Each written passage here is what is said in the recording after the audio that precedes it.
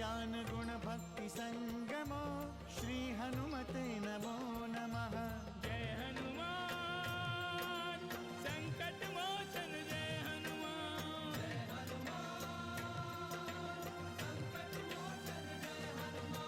केसरी नंदन तिहु जगवंदन अंजनी सुत बलधारी।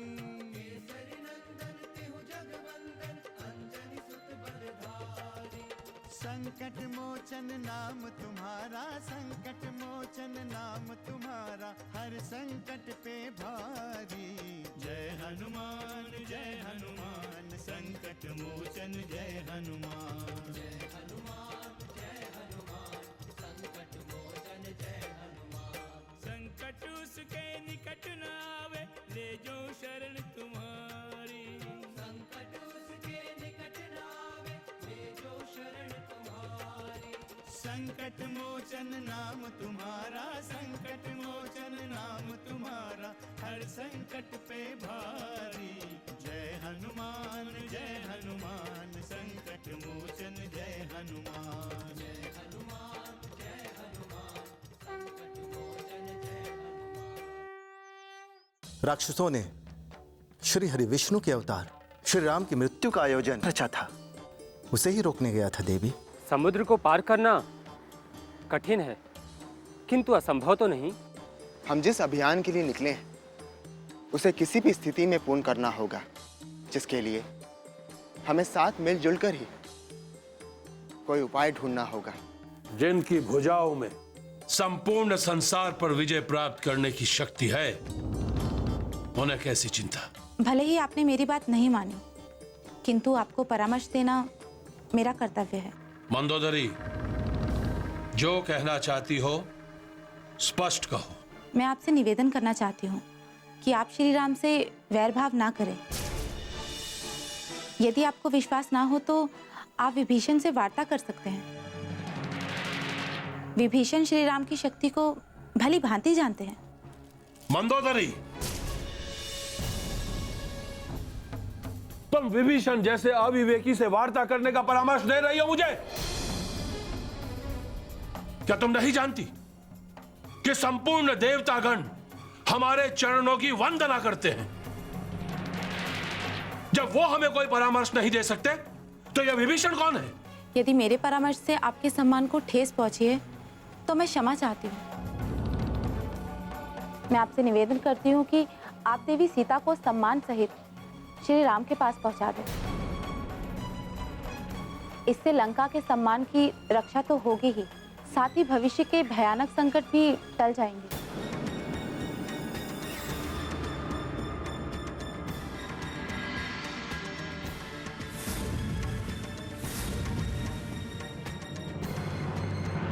किस संकट की बात कर रही हो तुम? क्या वो वनवासी राम और उसकी वानर सेना हमारे लिए संकट का कारण बन सकते हैं? मंदोदरी, नीति अनीति, धर्म अधर्म, न्याय अन्याय का तुम्हें तनिक भी ज्ञान नहीं है, तनिक भी नहीं। उस राम और उसकी वानर सेना के पास ऐसी कोई शक्ति नहीं है जो वो त्रिलोक जयी दशानन रावण का सामना कर सके। आपको परामर्श देकर मैंने अपना दायित्व पूरा किया है स्वामी। पुनः आप जैसा चाहे वैसा करें।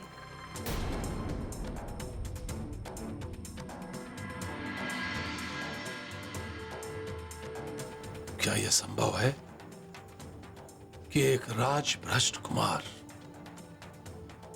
वो वनवासी राम, एक स्त्री के लिए अगम्य लंका आने का दुस्साहस करे? क्या यह संभव है कि हनुमान जैसा एक तुच्छ वानर लंका के लिए संकट उत्पन्न करे? कदाचित मंदोदरी की आशंका अनुचित नहीं है।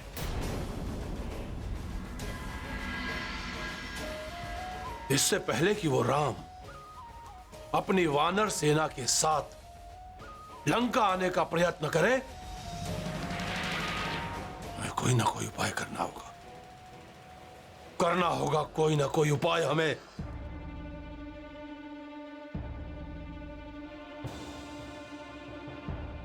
सावधान!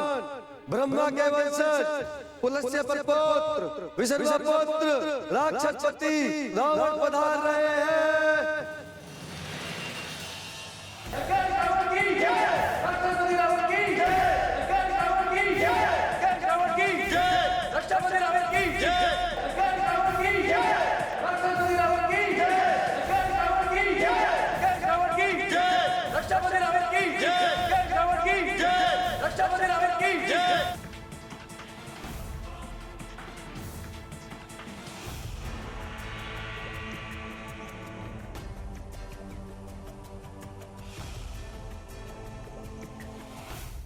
सभासदों और मंत्रियों,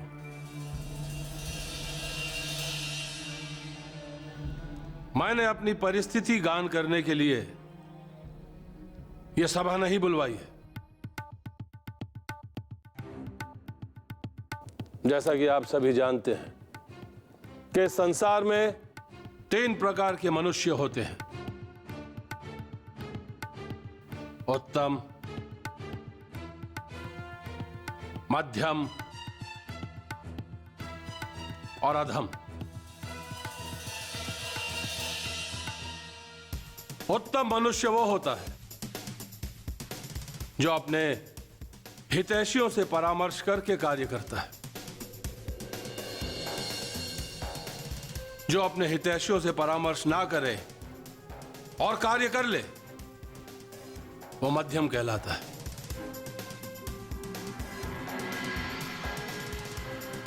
और जो मनुष्य मना करने पर भी हठपूर्वक वो कार्य करे, उसे अधम मनुष्य कहा जाता है।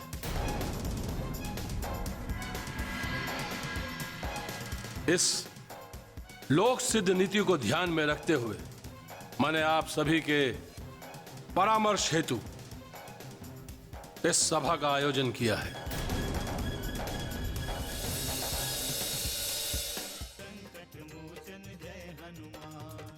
लंकेश, मैं नीति शास्त्र का ज्ञाता नहीं हूं महाराज, किंतु इतना अवश्य जानता हूं कि जो राजा अपने शुभ चिंतकों से विचार किए बिना कोई कार्य करता है, उसे अवश्य पछताना पड़ता है।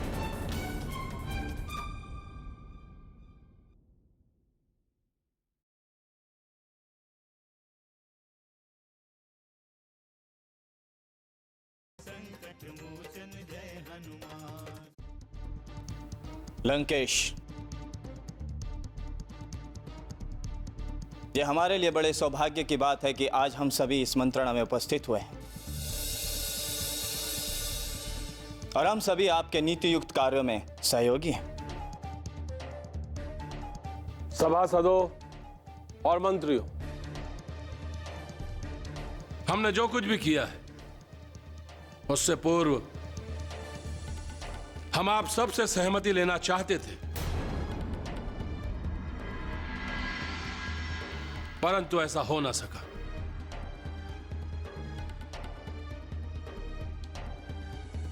जैसा कि आप सभी जानते हैं कि हमने अपने बैरी राम की भार्या सीता का हरण किया है।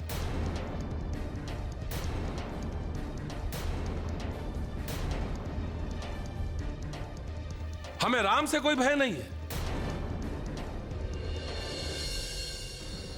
परंतु इस संबंध में उचित विचार करना चाहिए, क्योंकि यह वनवासी राम हमारी लंका पर आक्रमण करने आ रहा है।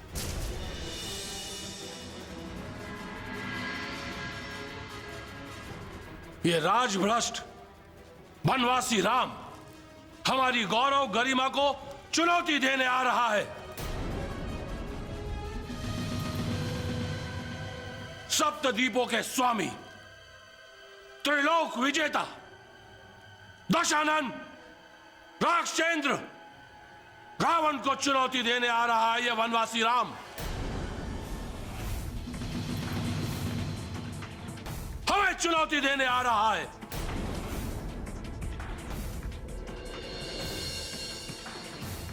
और इसका एक सेवक वानर हमारी लंका को दहन करके जा चुका है। उस तुच्छ वानर ने हमारी स्वर्ण की लंका के धन संपदा को अग्नि में भस्म कर दिया।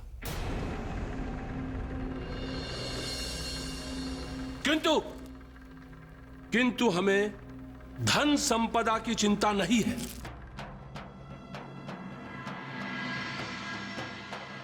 नहीं है हमें धन संपदा की चिंता। हमें चिंता केवल एक है, अपनी प्रतिष्ठा की। केवल अपनी प्रतिष्ठा। हम किसी भी रूप में, किसी भी मूल्य पर अपनी अस्मिता की रक्षा करेंगे, अपनी प्रतिष्ठा की रक्षा करेंगे हम। लंकेश रावण के जय। लंकेश रावण के जय। लंकेश रावण के जय। आप सभी सर्वसम्मति से यह निर्णय करने की स्थिति में है कि अब हमें क्या करना चाहिए।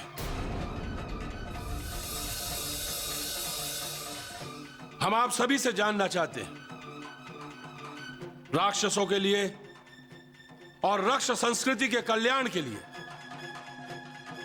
आप सभी का क्या परामर्श है। इसीलिए हमने इस सभा का आयोजन किया है। महाराज लंकेश की जय। महाराज लंकेश, आपकी इस सभा का कोई अर्थ नहीं है। आपने उस समय यह सभा नहीं बुलाई जब आप देवी सीता का हरण करने गए थे।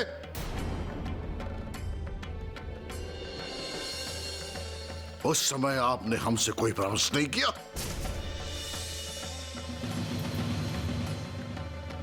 आपने जो किया है वो अनुचित और अनीतिपूर्ण है। राजा के जिस कार्य का प्रभाव सारी प्रजा पर पड़ता है, वैसे कार्यों में प्रजा से विचार विमर्श अवश्य करना चाहिए। ये मेरी मान्यता है।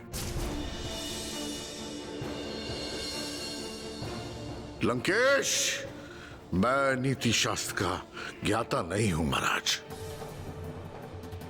किंतु इतना अवश्य जानता हूं कि जो राजा अपने शुभ चिंतकों से विचार किए बिना कोई कार्य करता है, उसे अवश्य पछताना पड़ता है।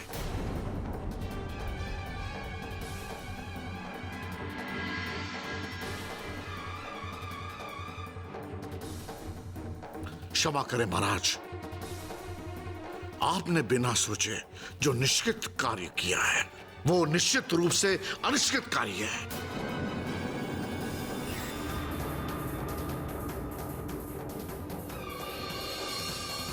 पुनः महाराज,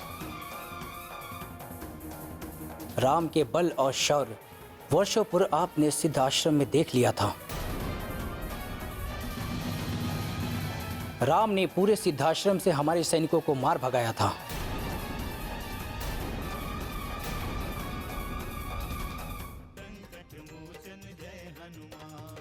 तुम जाओ कुंभकर्ण, जाओ रत्न गुहा में शाश्वत विश्राम करो। इस सहोदर रावण से तुम्हारा कोई प्रयोजन नहीं है, कोई प्रयोजन नहीं है तुम्हारा।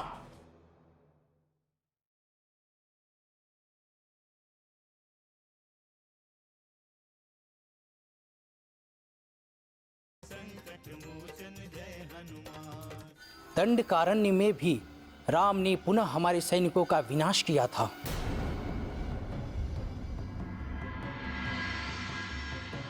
खर, दूषण, मारीच और सुबाहु जैसे महाप्रतापियों का वध कर दिया है उन्होंने। इतना सब कुछ जानते हुए भी आपने महाबली को चुनौती दे दी है।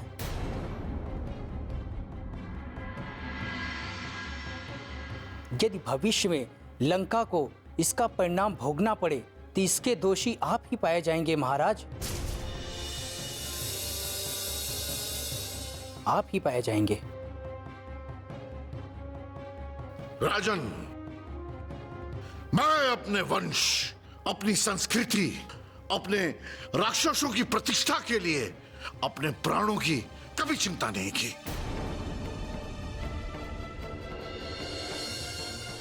शत्रु चाहे कितने भी बली क्यों नहीं थे, मैंने अपने पराक्रम से उन्हें मार गिराया।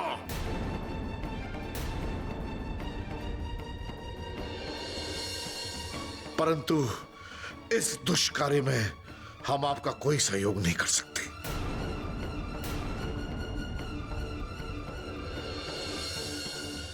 मुझे क्षमा करें लंकेश, मैं कुंभकर्ण शत्रु का पक्ष नहीं ले रहा हूं, किंतु आपकी अनीति का अनुमोदन भी नहीं कर सकता लंकेश। कुंभकर्ण,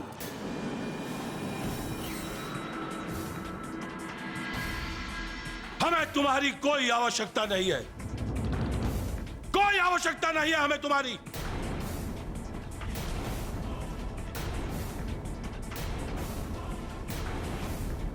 उस वनवासी राम के लिए हम अकेले पर्याप्त हैं।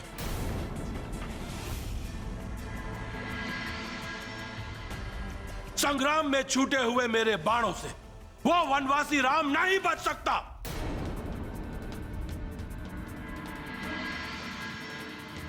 हमारा विशाल परशु उसका अस्तित्व इस संसार से मिटा देगा। जिस प्रकार सूर्य नक्षत्रों की क्रांति नष्ट कर देता है, उसी प्रकार उस वानरी सेना को हम देखते ही देखते नष्ट कर देंगे।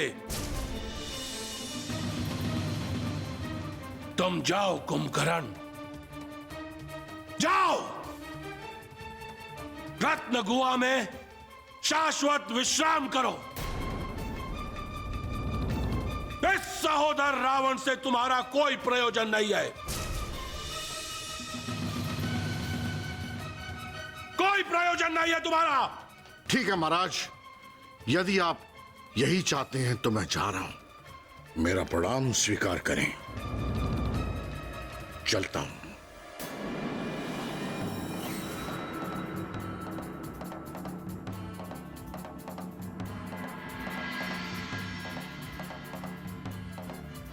किंतु महाराज, इसके बाद भी लंका को कुंभकर्ण की आवश्यकता पड़े तो निसंकोच मैं आपकी सेवा करूंगा। जय लंकेश।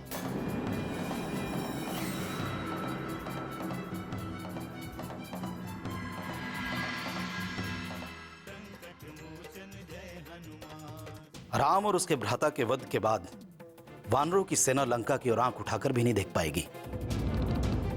सीता भी राजरानी बनने के लिए विवश हो जाएगी। सत्य कहा।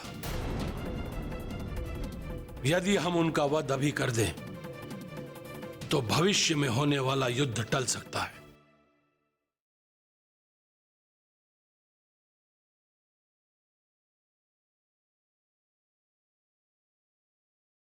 संकट मोचन जय हनुमान।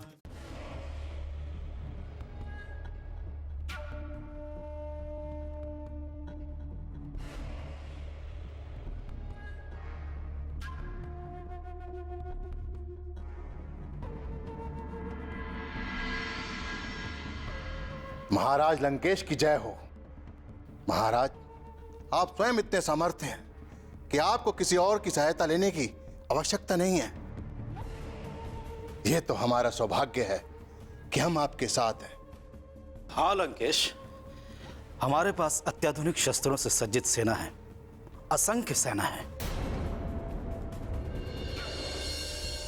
हमने अपने पराक्रम से नागों को वश में किया है। अलकापुरी में कुबेर को परास्त किया है, सुरलोक पर विजय प्राप्त की है, यमलोक से देवलोक तक आपके हुंकार से थर्रा उठता है। पुनः राम में ऐसा क्या है महाराज जिसके लिए आपको इतना सोचने की आवश्यकता पड़ गई है? महाराज, हमारे समक्ष देव, दैत्य, नाग, गंधर्व, पिशाच कोई नहीं ठहर सकता, तो पुनः मानव को लेकर आप इतने चिंतित क्यों हैं? क्षमा करे रक्षेंद्र, जब वानर हनुमान लंका में घुस आया था तब हम सावधान नहीं थे, जिसके कारण उसने भारी उत्पात मचाया था और हम सभी को पीड़ित किया था। किंतु अब हम सावधान हैं और यदि आप हमें आदेश दें तो हम उन दोनों वनवासी कुमारों के सर काट कर आपके चरणों में भेंट कर दें। हाँ महाराज, राम और उसके भ्राता के वध के बाद वानरों की सेना लंका की ओर आंख उठाकर भी नहीं देख पाएगी और राम की मृत्यु का समाचार सुनकर सीता भी राजरानी बनने के लिए विवश हो जाएगी। सत्य कहा। यदि हम उनका वध अभी कर दें तो भविष्य में होने वाला युद्ध टल सकता है और हमारा प्रतिशोध भी पूर्ण हो सकता है।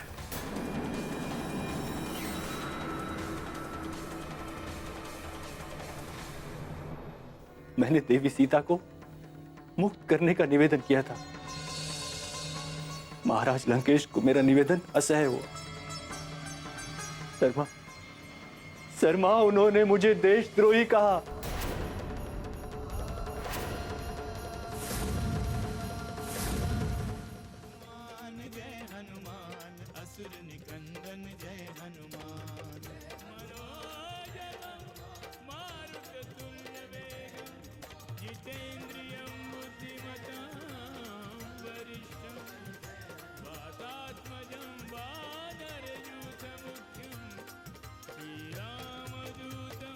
शरणं प्रपद्ये।